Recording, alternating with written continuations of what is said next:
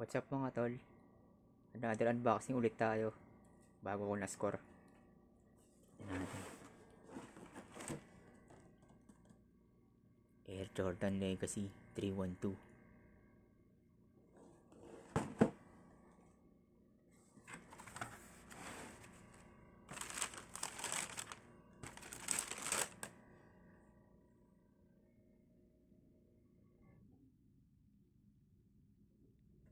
Labas natin sa box.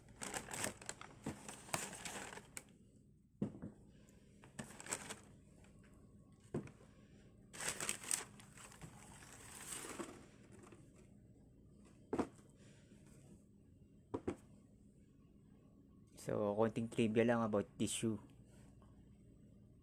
So, itong shoes na to, combination ng tatlong magkakaibang model. Kumbaga nag-fusion.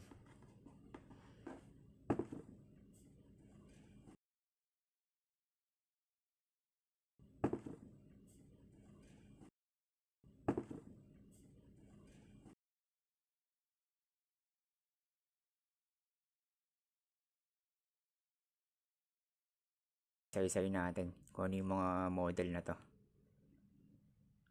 Dito sa side, alam niyo na kung ano to.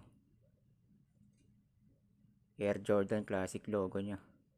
Jordan 1. Tapos may Nike swoosh. Jordan 1 din. Itong elephant print.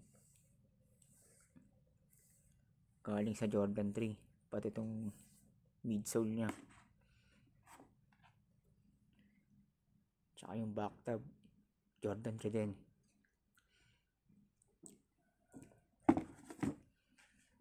Itong toe box. From Jordan 1. Yan. Yung material na ginamit, tumbled leather.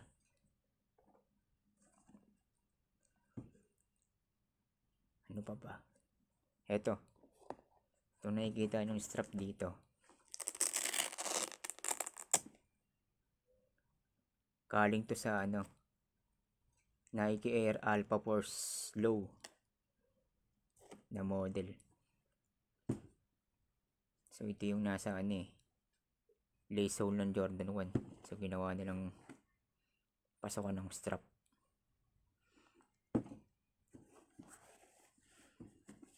Yung tang same pa rin sa Jordan 1.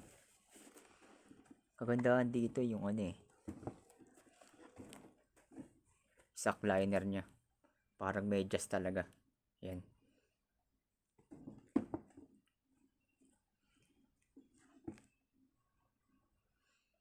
So all around yung uppers nya puro tumbled leather.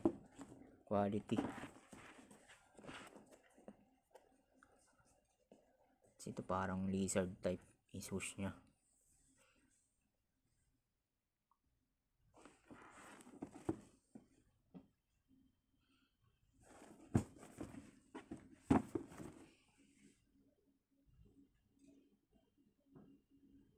Ito ang back tab ng Jordan 3. Tingnan natin yung sole.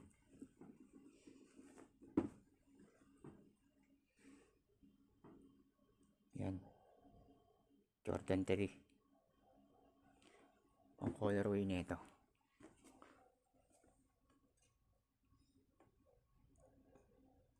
Black Igloo Concord. Siguro yung Igloo itong parang baby blue na pag green.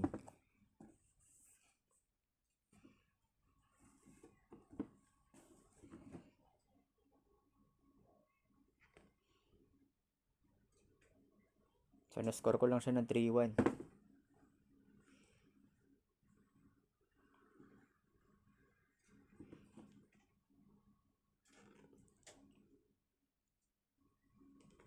Sa mga kapos yung budget,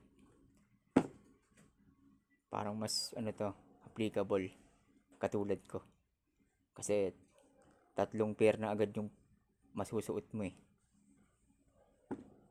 Jordan 1, 3, tsaka Alpha Force Low. Ganda ng pagkakakombine nila dito.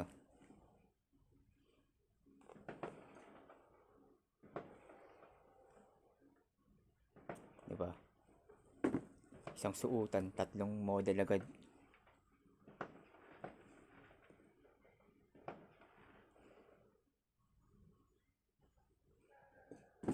Di ko alam kung performance maganda to. Pero syempre pang ano na lang siguro to. Pang casual use.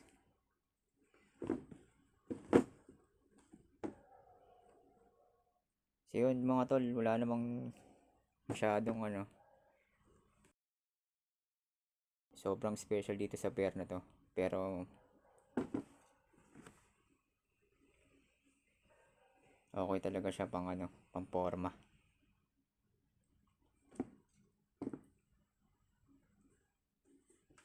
Ayan natin, side to side.